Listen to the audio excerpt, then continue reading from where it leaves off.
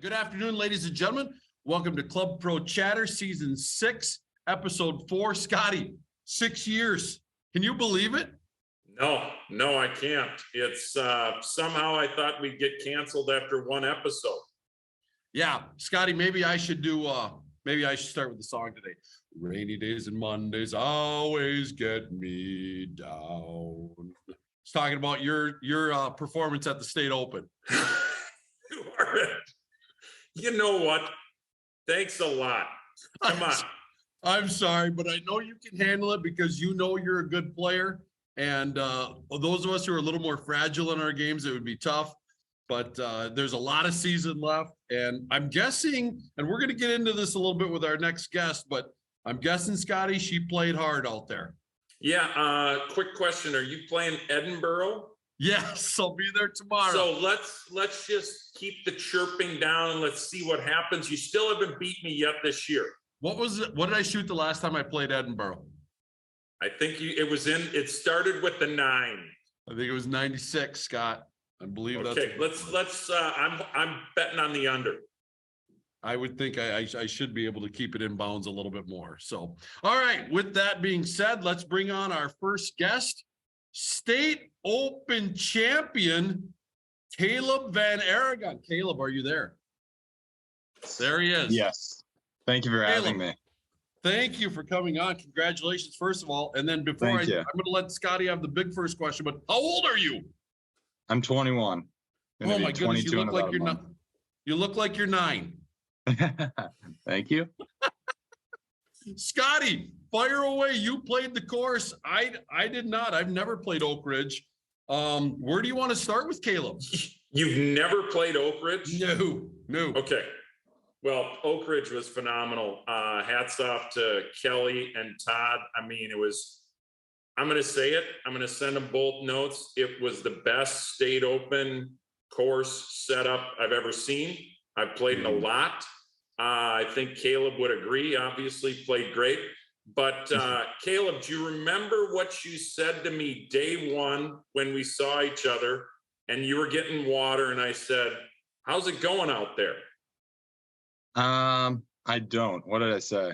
You said toughest 6,700 yard golf course I've ever played. Yeah. And I totally stand by that. I mean, when I played the practice round, I hit wedge into pretty much every par 4 just because it was playing really firm.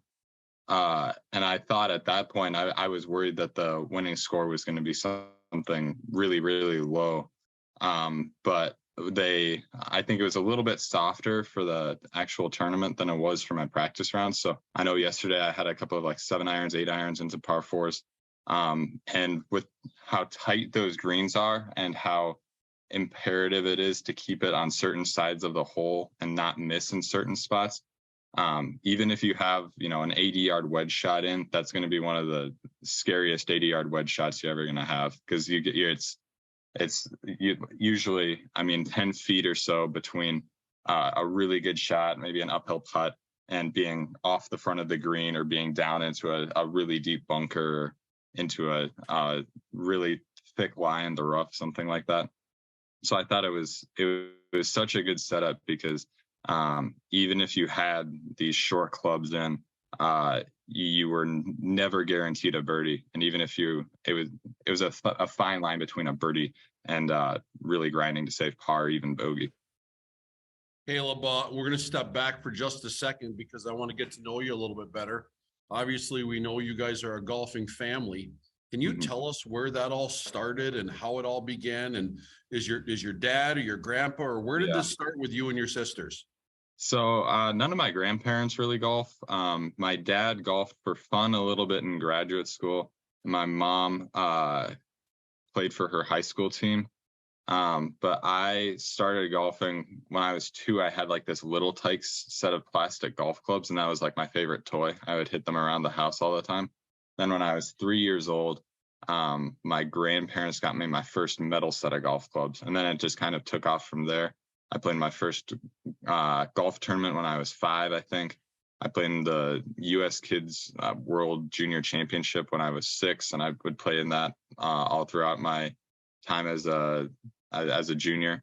And then my sister started golfing, I think when she was probably like 2 or something, just because I was playing essentially. So not a whole lot of family history, but there is, my mom and my dad were both college athletes. My dad was a 5-time All-American runner. My mom was a college swimmer. So there's definitely a history of like athleticism in the family, but not with golf.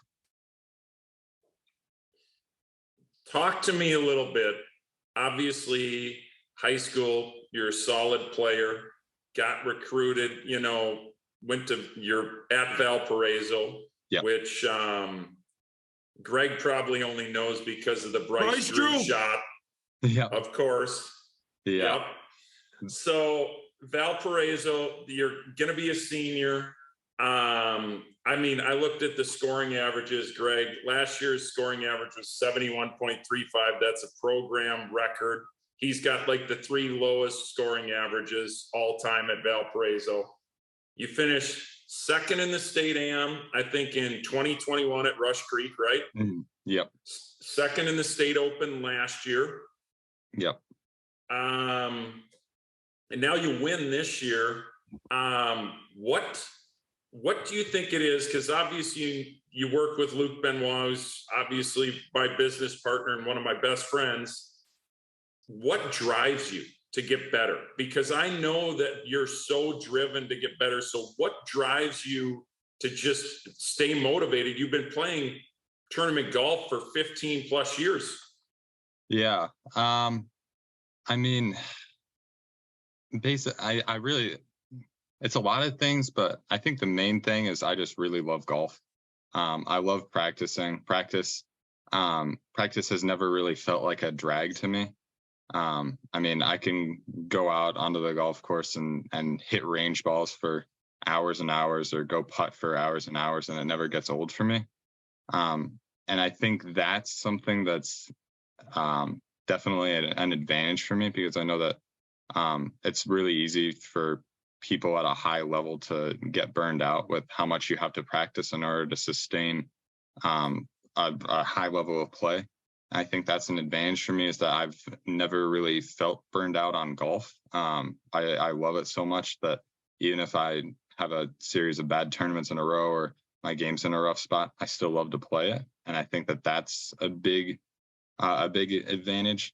I think that so my freshman year at Valpo was decent. I played, it was pretty consistent. But at the start of my sophomore year, I was really playing bad. And I just wasn't, I didn't think I was working hard enough. I basically made the decision over the winter between the fall and spring of my sophomore year. I basically made the decision that I could either work as hard as I could at golf and see if I could get good enough to potentially go pro, or I could keep, I don't know, stay at my level at golf and just work really hard in the classroom and try to set myself up to get a good job afterwards. And I decided I wanted to try really hard to work to get better at golf. So starting then, I started working harder than I ever had before in my life. It paid off pretty quickly. That spring, I think my last 4 tournaments, I finished second, first, fifth. And then I had, like you said, the state am runner up that summer. And from then, I think I've seen it hasn't been like fast, but I've seen a slow, steady improvement ever since. So I think making that decision was a really good decision that I'm very happy with. But that's basically what drives me, is I'm just trying to see how good I can get in order to possibly turn pro. Caleb, when you arrived at Valpo, that's what I call it, by the way. When you arrived at Valpo, were you wondering, did I belong here? Did that feel like, can I play with these guys? Or did you go in going, I'm as good as these guys, I got this? I remember my first qualifying round, it was at our home course. Our home course has 3 different 9s, and one of the 9s is just really, really goofy 9. There's a lot of local knowledge out there. And it was my first time ever playing the 9. It's 25 miles per hour of wind, and I shot 44. So that was a pretty immediate, like, oh boy, do I belong in college golf? But then the next day or 2 days later, we had our 36 hole qualifying day, and I shot 72-71, I think, and led the team. So I think that was pretty good to settle me down pretty quickly. And then pretty soon after that, I remember we had our first tournament, and I played pretty well at that. So I settled into it pretty quickly, but there was definitely right at the start, I was like, oh boy, this might be a lot tougher than I thought it was. So Valpo's obviously not a Power Five school, Hmm. and I know, like, I mean, the scores you put up, the summer results, you could certainly be playing at a Power Five school. How much of a ship or motivating factor is that to play in the state am and state open against some of these Power Five individuals? Like, is there a chip on your shoulder, like, hey, this is my time to kind of shine? I would, I think that a little bit, yeah. I mean, throughout the season, we do play against Power Five teams. Obviously, we're a mid-major team, and a lot of the schools that we play against are teams like the ones in our conference, teams like Bradley, Evansville, Northern Iowa, schools like that. But we also play against a fair share of Power Five schools. I know we played in Indiana University's tournament this year, Penn State's tournament, Iowa's tournament. We play against a decent number of Big Ten teams. So we do have our opportunities throughout the year to go up against these Power Five teams and show that we belong. But it's definitely nice to, anytime you can play against top level Power Five players, it's a lot of fun just to test your game against them and hopefully show that you belong. Caleb, let's jump forward to State Open here, which obviously just happened a couple days ago. We are filming this very shortly after your victory. I'm looking at all three of your rounds right now, and I'm noticing a couple trends that I'd like for you to talk about. The first one being you had 4 bogeys in the tournament. Second one being in round 3, you had a 6 birdies and 8-hole stretch. Tell me about those 2 things in particular and talk about your rounds. I mean, Yeah. is staying away from doubles a goal, or do you not think about that? Tell me about what your mind says in those things. Yeah. So for the bogeys part, I think it's kind of funny. 2 of my bogeys came in the first 3 holes. I really, I don't know what it was. I just got off to a really, really bad start. I, I, I was just my swing just felt kind of haywire. I didn't feel very focused. It was a really bad start.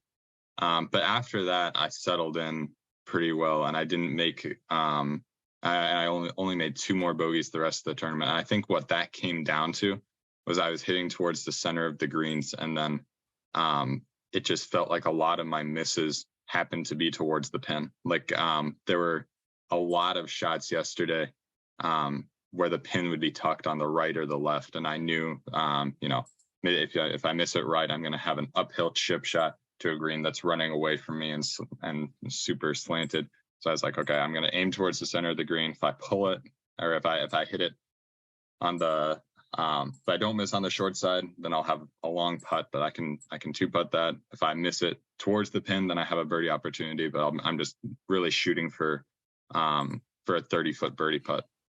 I felt like I did that very consistently, and I was really disciplined with my course management to the point where, but I also got lucky and missed a lot of my shots towards the pin instead of away from the pin.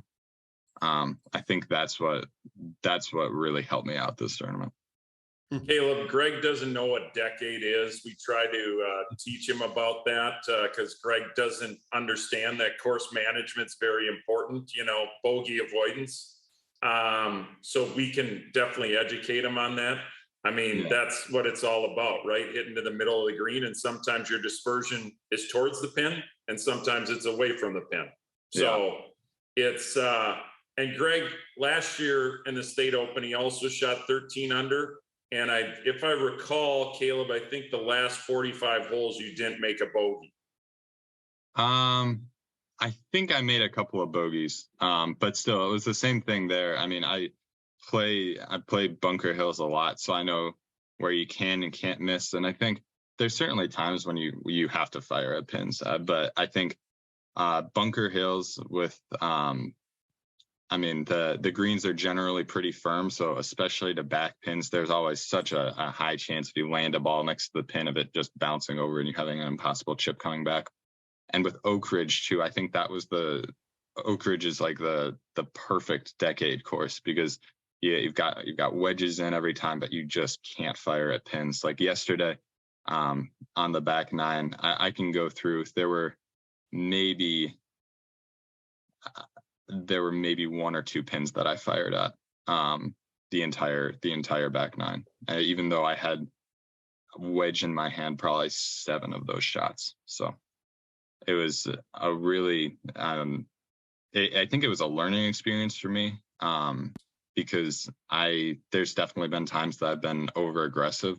So it was nice seeing how playing conservatively, even when I had wedges in my hand, could really pay off. Okay, wait. Time out. You two over there. Okay. Are you telling me, Caleb, are you telling us right now that these 6 birdies, you made some bombas? I was not firing at pins. So those 6 birdies, hole 8. Oh wait, no. Where's the first birdie? 8 and 9. Yep. 8 and 9. Well, you 8 made and one 9, on yeah. 4, but the stretch was 8, 9, yep. 12, 13, 14, 15. Hole 8, I had 7 iron in from 180 into the wind. Pin was on the right. I knew that a right miss was dead. I aimed towards the center of the green, played a cut, over sliced it to 15 feet, made the putt. Hole 9, I was that one I was actually going for the pin because I knew that the short side miss, it would like kind of kick down towards the pin. So that one I was actually going for the pin, but I actually hit a terrible shot to like 30 feet and then made the putt. Hole 12, pin at the green is severely front to back. So but I was coming out of the rough. I knew that I had to land it. I was aiming for 15 feet short of the pin, and that's where I hit it to, and then I made the putt. 13, the pin was back left. If I missed left, I would be down like this 20-yard cliff, basically, with just an impossible up and down. I was aiming 10 feet left, right of the pin, pulled it 10 feet, and then had like a 10-footer from going right up the hill for birdie. And then 14 and 15 were both reachable, and were both a reachable par 5 and sort of a drivable par 4. So I basically just. How long were the birdie putts on 14 and 15? 2 feet. Each? Each, yep. Yeah. Okay, so we got a 15-footer, Greg, a 30-footer, a 15-footer, a 10-footer, a 2-footer, a 2-footer. So they're right there. This is your state open champion. He's not aiming at pins with wedges. He plays golf full time. You don't. Maybe you should listen instead of shooting 96 tomorrow at Edinburgh. That's the mind-boggling thing about this, Scotty, is that you guys have been preaching this and this model of you don't have to go for this stuff, and yet we sit here and watch it and go, "Are you sure?" I mean, that 13 under doesn't scream that, right? But it's cool to hear this stuff, Caleb, because again, I think the average golfer just can't get their arms around it. I mean, can't say, "Oh, really? He's aiming for the middle of the greens, really?" Yeah. Shooting 13 under. But again, what does that show for you about how much you work on your short game? I think short game is definitely, I mean, I think decade only really works if you have a good short game. If you're willing to if you have good lag putting so that you know that you can 2-putt consistently from 45 feet or so. And that if you have like a long chip or something like that from the other side of the green, not the short side, that you can get those up and down. I know that there's actually been times that my short, I remember the first tournament of the year 2 years ago, was our tournament in Florida. It was in February. I hadn't hit a chip shot off the grass in like 4 months. And I realized that, and I hadn't hit a lag putt on an actual green in like 4 months. And I realized that aiming for the pins was actually the correct strategy there, because if I had a shorter shot, regardless of whether it was like short-sighted or not, my lag putting was so bad that it was just going to be better to hit it at the pins. So I think if you have a decent short game, decent lag putting, that's what makes Decade work, I think, is being able to convert long 2 putts if you happen to miss on the wrong side of the pin, or if you happen to miss, like if you're aiming for the center of the green and you miss on the opposite side of the pin, basically, you need to be able to 2 putt or convert a long up and down with lots of green to play with. Scotty, 2 more questions. I'll go first so that you have the last one. All right. I got like 5 more questions. No, we don't need to keep this kid this long. He's given us enough of his time. He's got to work on his short game. He's got to stay down to win. Got to go practice. Well, you can combine your last one into like 3. Okay, perfect. All I want to ask, Caleb, is what's in store for you for the next month and a half? And then when do you head back to school? Next month and a half, I have state am. I actually get exemption into the 3M Open Monday qualifier. One of the sponsors of the state open is paying for my entry fee, which is going to be so much fun. It's such an awesome opportunity. I'm hopefully going to be playing in the Canadian am. I actually figure out probably today or tomorrow if I got into that. And then I go back to school middle of August, somewhere around August 20th. And then after that, I'm going to be heading straight back to Minnesota for the CRMC. I was going to ask you that. I was wondering. That's my boy Jay Worrell runs that thing. So I was hoping you were going to make it back. But you have to check in at school first and then come back? I mean, the first day of school is like the Wednesday, 1 week before the tournament. So I'm going to have to go down to school, move in and everything, go to 3 days worth of class, and then head back to Minnesota for the week. So awesome. Scotty, give it to him. Yeah. So a couple of things. Don't forget your USAM qualifier at Wyzetta in there. And if that goes well, that might make that's your the same August day a as the little 3M busy. Open Monday. So I won't be able to play that. So you're skipping the USAM qualifier for the 3M Open. Yeah. Qualifier. Okay. Yeah. All right. Greg just threw his pen. There we go. So Caleb, Greg, we would love to see you on TV in that USAM. Yeah. My entry fee is getting paid for the Monday qualifier. So I figure that's an opportunity that's not going to come around many times. Hey, dude, good for you that you have decisions to make. I mean, seriously, that's a credit to you. And you're going to have more hard ones coming up in your life, like who you want to marry. So don't take those things lightly. These are tough. Okay, Scotty, I'm sorry. Go. That wasn't even a question. And now you're just talking along. Just a statement. Okay. So I got a quiz question for both of you two. Yeah. When is the last time someone won the state open and the state am in the same year? Neither one of you are going to get it. Caleb Caleb wasn't even born. Greg, it's happened once in our lifetime. 1998, James McLean. So that being said, you've got Minneapolis next week. I'm setting the bar super high for you because I know you can handle it. Talk a little bit about that. But then the bigger question I've got is, okay, Greg and I picked the venue. The tees are set up where they should be. Who wins the match play match with you and Catherine? So first of all, I haven't ever played Minneapolis before. I'm actually playing my practice round today. I'm really looking forward to it. Everything I've heard is that it's just an unbelievable course. So good. I think my mindset going into it, I mean, going into the state open, I had no expectations at all. I actually, the 2 days beforehand, last Saturday, I was just playing out a bunker with my old high school coach, and I played so bad. I couldn't make a putt. My hitting was all over the place. I didn't think anything. I had absolutely no expectations going into the tournament, and even going into the final round. I've finished second a lot the last couple of years, and I think the thing that's taught me is that I can't try to go out and win a tournament, because I could go out and shoot 66 and then someone goes out and shoots 65 to beat me, and that doesn't take away from the type of round that I played. It just means that I didn't win the tournament. So my only goal going into yesterday was to do the best I could to put myself just in the position to shoot a good score, and just focused on my process over every shot on every hole, and trust that hopefully the results would turn out how they turn out well.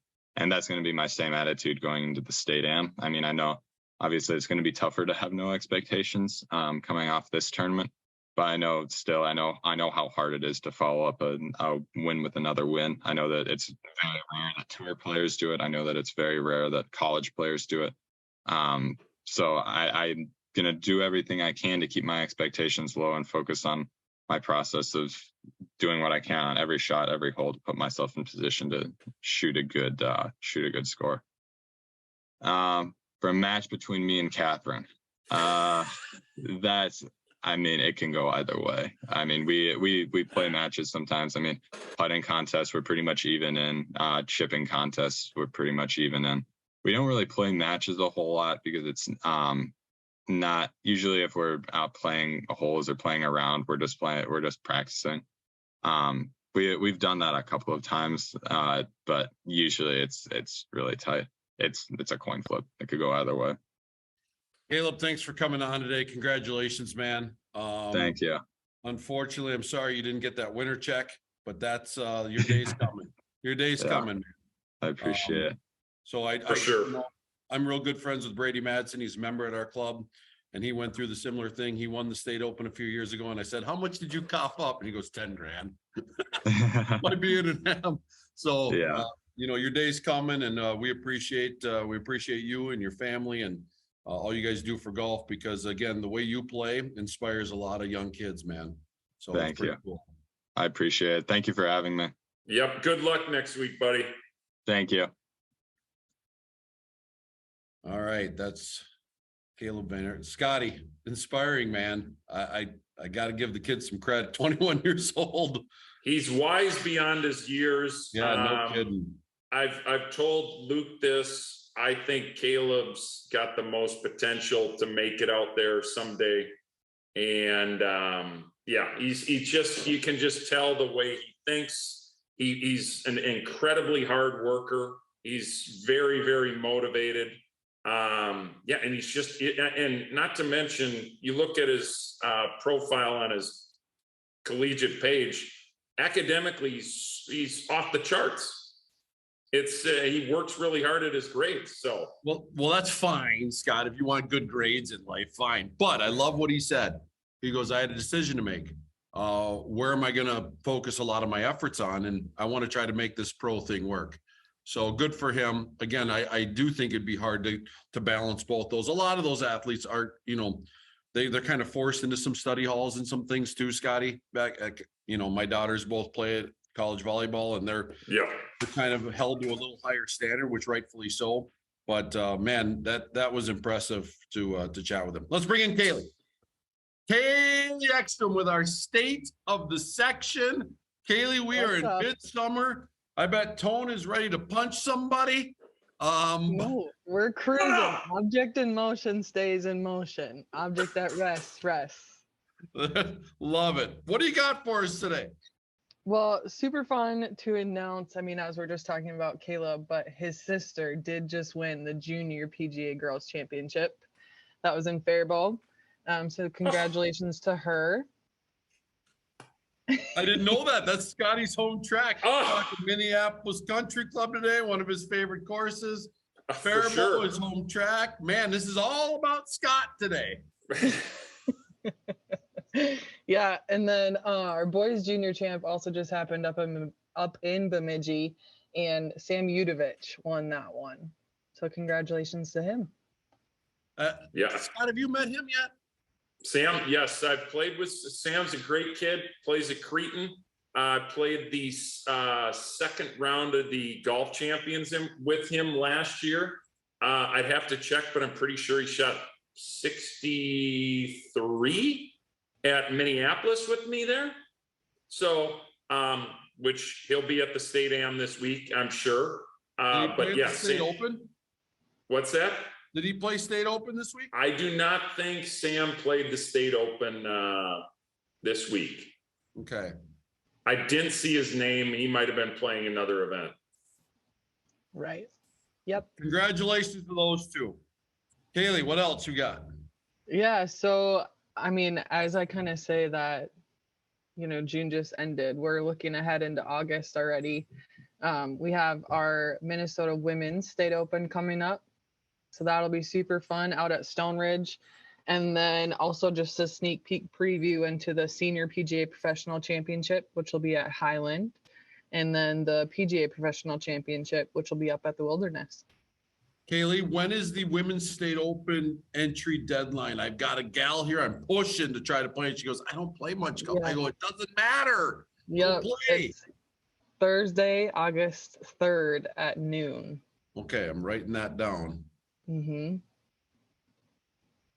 So yeah, it should be a fun August coming up, but looking ahead, we're focusing all our efforts on the rest of the junior schedule as well as DCPs, and bad pants will creep up pretty soon. And this week we're gonna get through our 3M Open pre-qualifiers and qualifiers. So there's still a lot going on over here.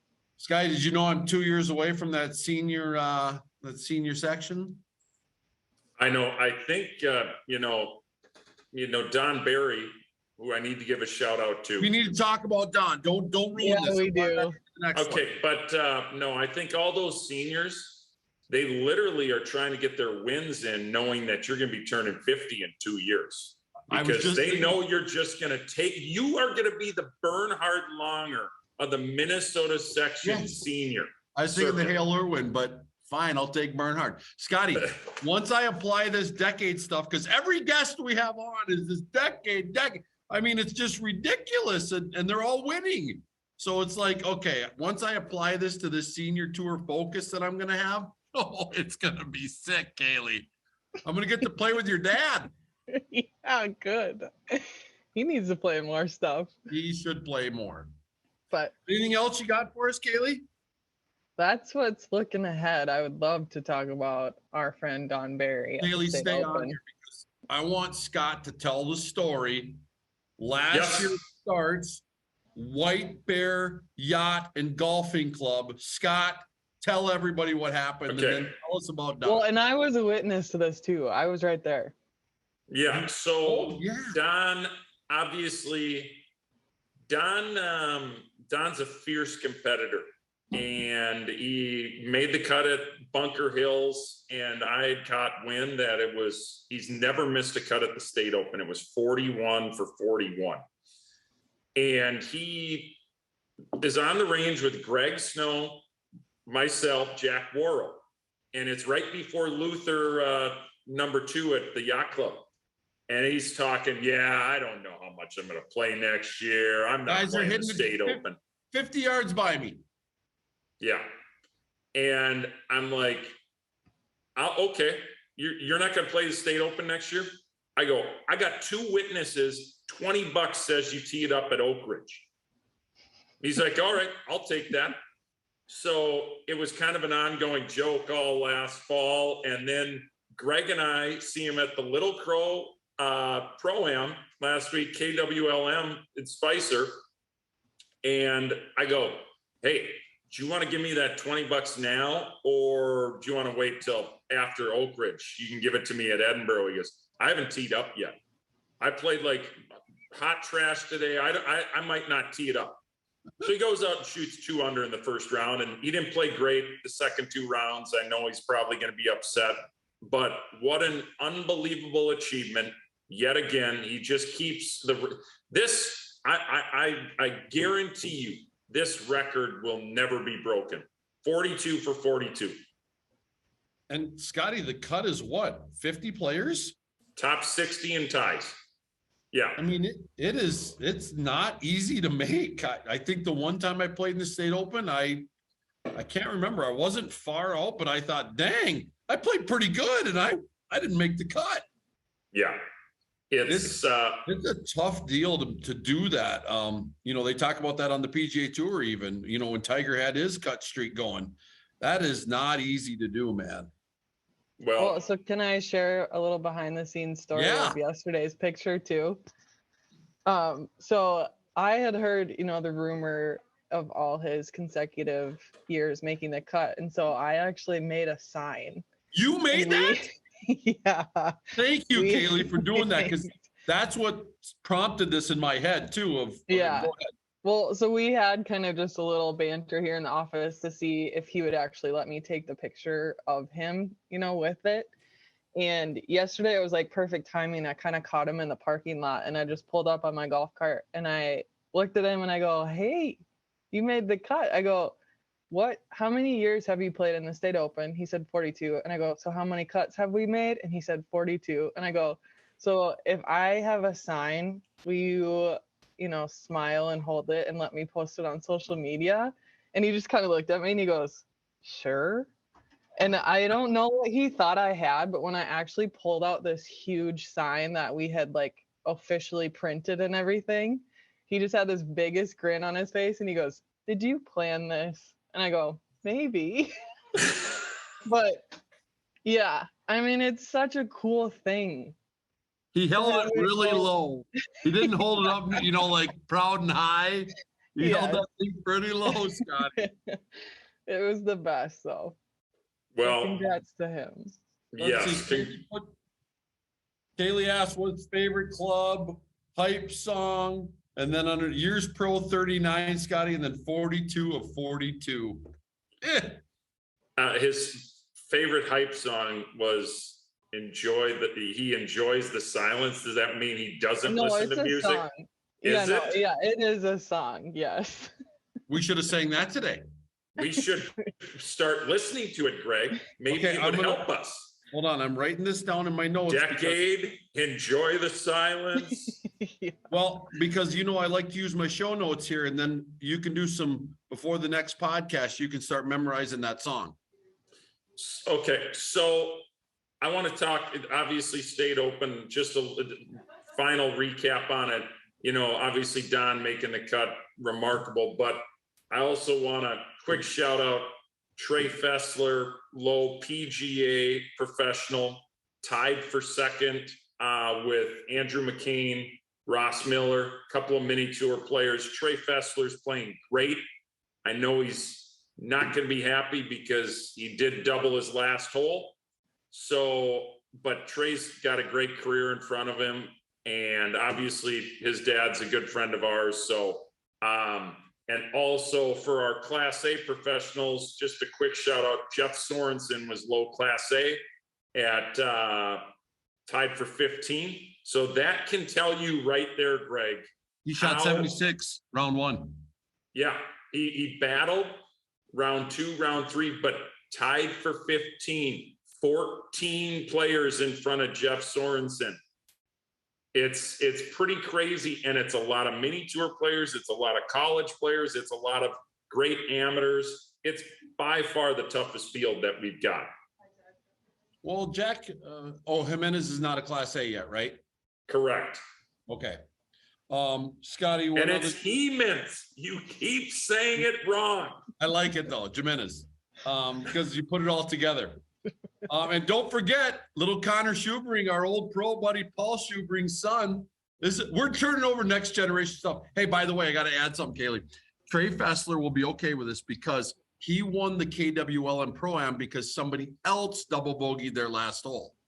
And so he ended up getting the victory at our Pro-Am up here. So it's golf, man. I think he'd rather have the $11,000 check than the $1,100 check. He'll be fine with the 7,400 or 77, whatever it was. 79.17. Yep. Which is more than I've made in my career, Trey. You've gotten one. Oh, that's awesome. All right. Anything else about the State Open, Scotty or Kaylee? Nope. We don't need to talk about my round. We're good. Let's just move on. Yeah, we're fine. I mean, at least you remembered your clubs. We're all good. Things happen. Yes. Yes. Yeah, I mean, just a huge quick shout out to Oak Ridge. It was super, super fun to work with those guys.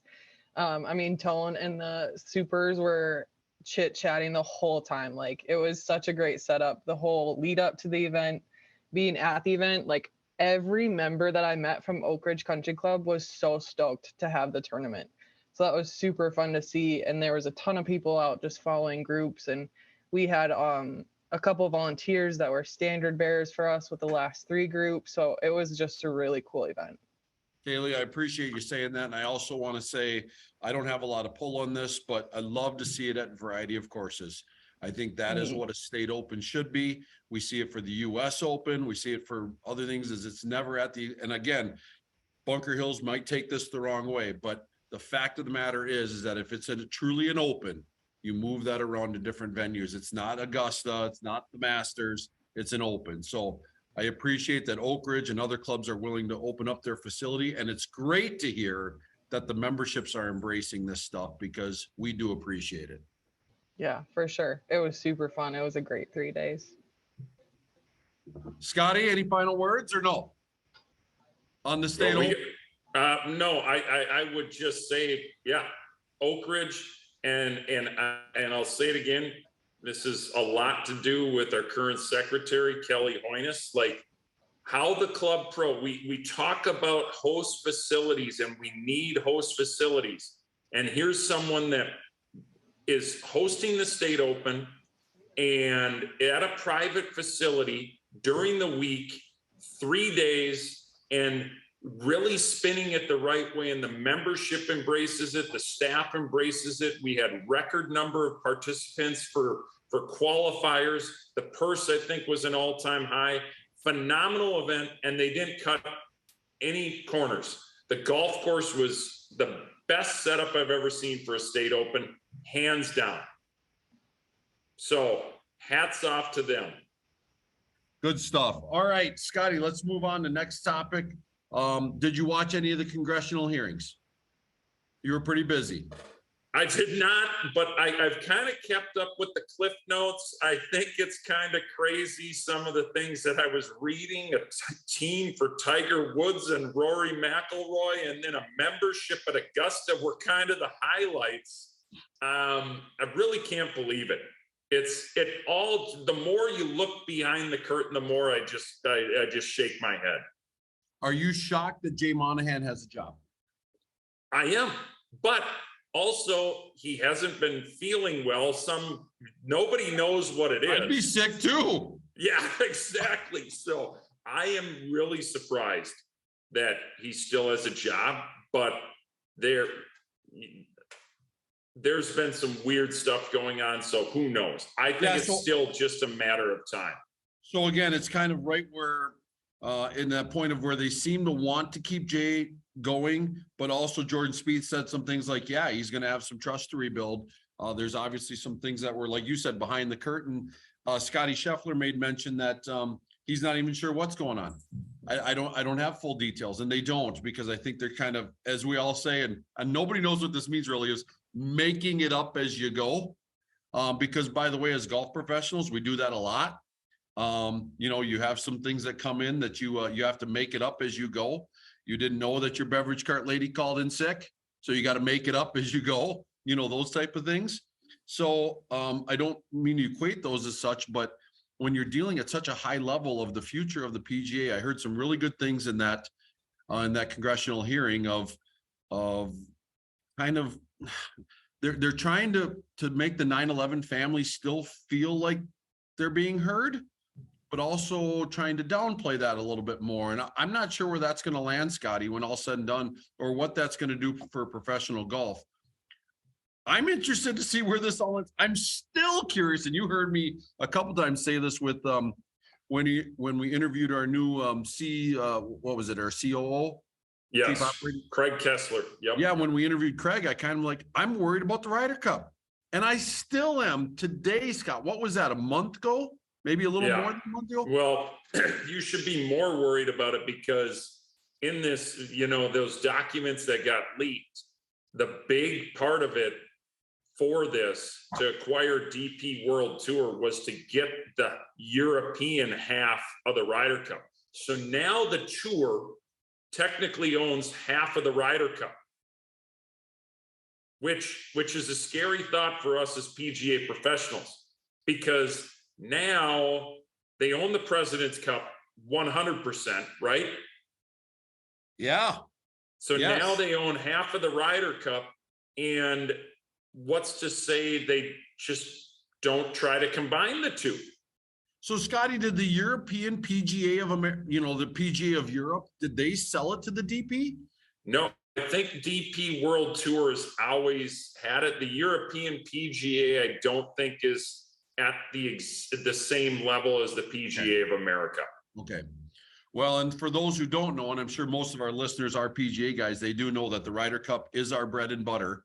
Yeah. And probably the knife that spreads it. It's all of it. So it's a big one for us. And it's the only thing, in all honesty, Scotty, all this live, all this PGA Tour back and forth, that's what worries me. None of whether pro golf will survive or what will the PGA Tour look like or live as 54 holes. I could care less.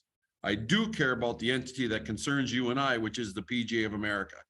And I do care about our number one asset, which is the Ryder Cup. And that's when it gets real. And so hopefully we can get this all figured out so that we can have the best players on both sides. I don't care what tour you're on, get them on that team. And whoever Zach decides and who is it, Luke Donald now?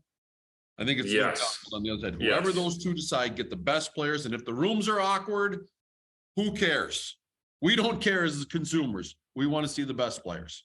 Yes, no, it's still a lot.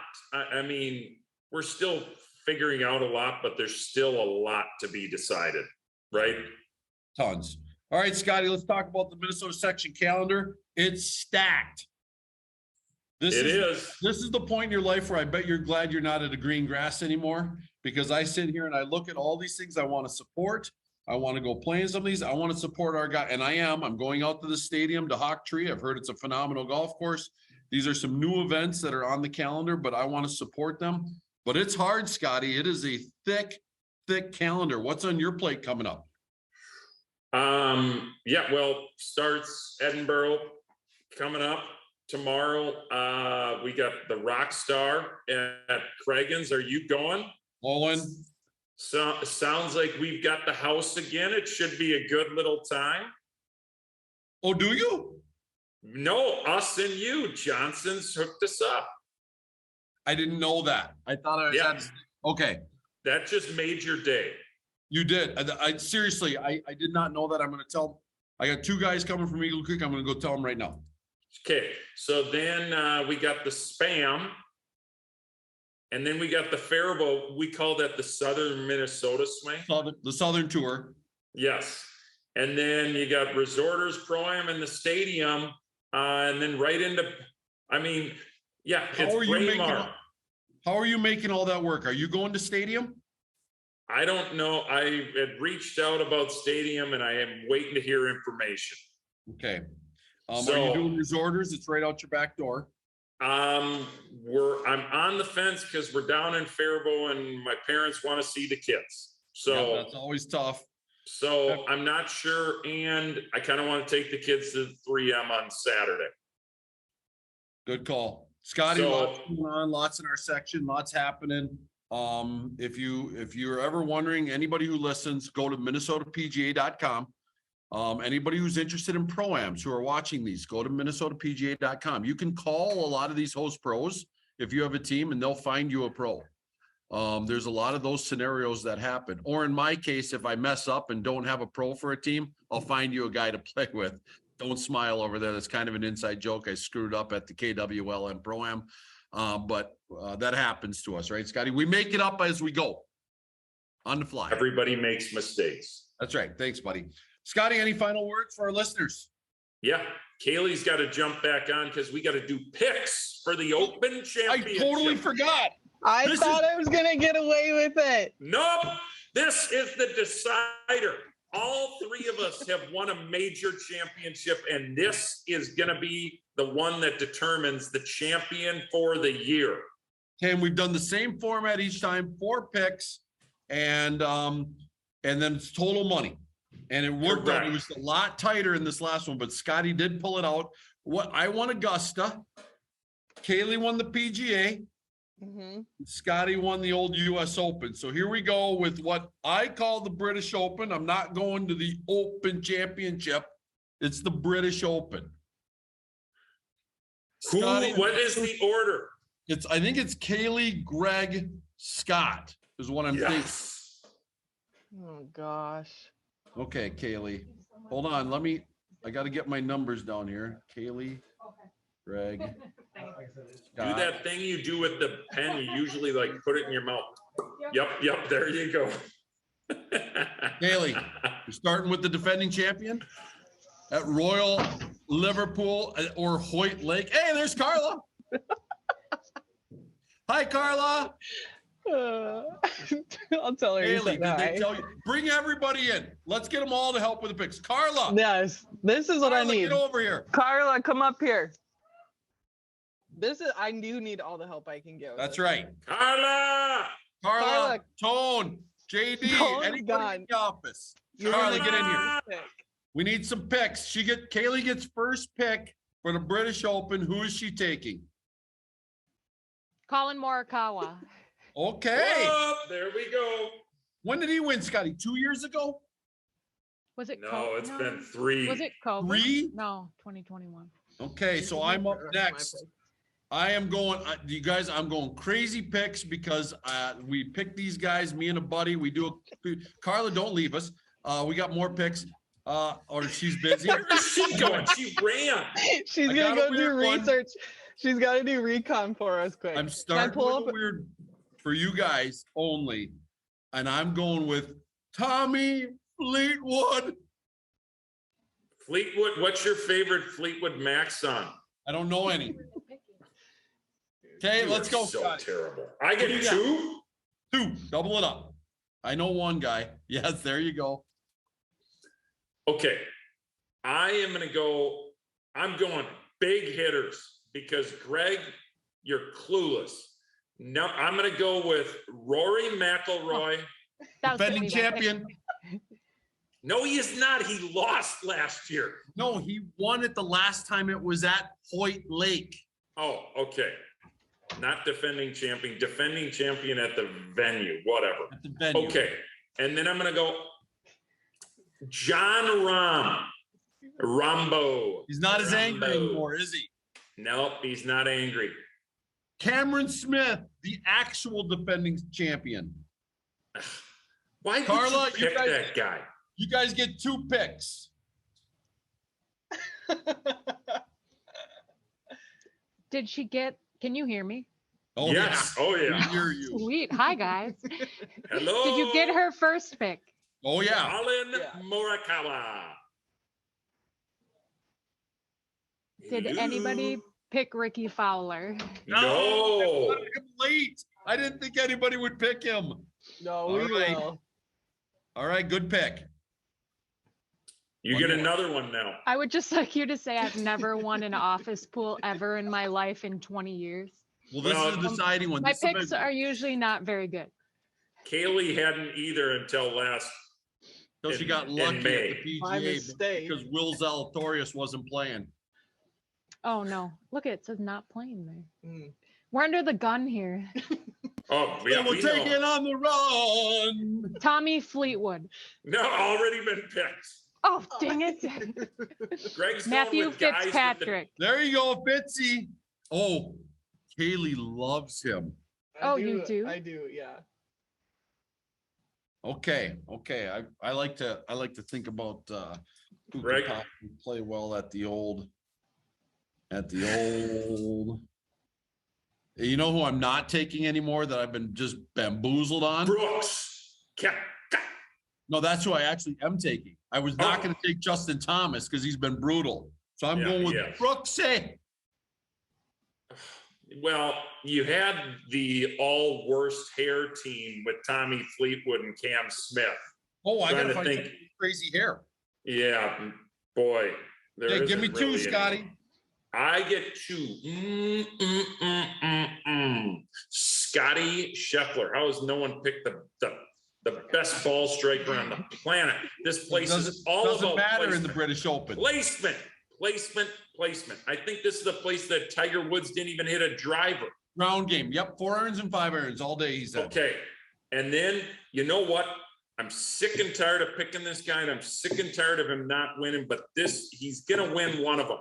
And he finished second, I think, tied for second last year. Cam Young.